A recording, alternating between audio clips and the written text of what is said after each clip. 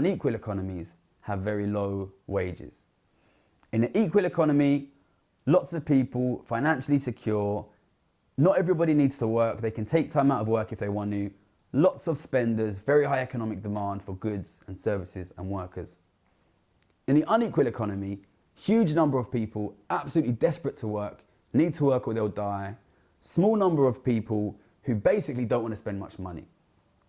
The last thing to add to this is, in a modern, developed, high technology society, a lot of what the rich people own is very, very productive machinery, very high productive, what economists would call capital.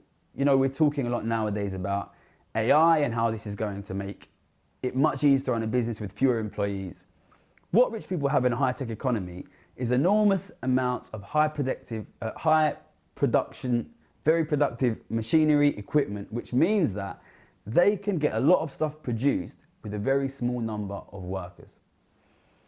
So what you have in this unequal economy is an economy with a huge amount of people desperate to work for a tiny number of people who spend a very low percentage of their income and don't need any workers.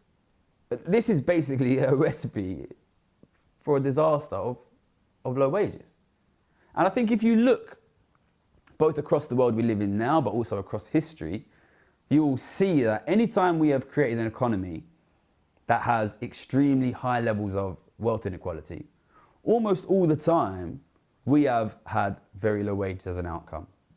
There are a couple of exceptions here, which is perhaps early USA, although it is becoming, I think, lower wages for your average person. Sort of late industrial revolution in the UK, and maybe I'll do a video at some point explaining these examples.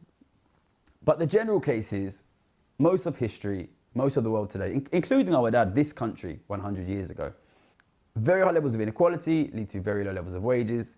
And when you have high levels of wealth equality, better wealth distribution, like we've had in, for example, Europe in the 70 years after World War II, then you get high levels of wages.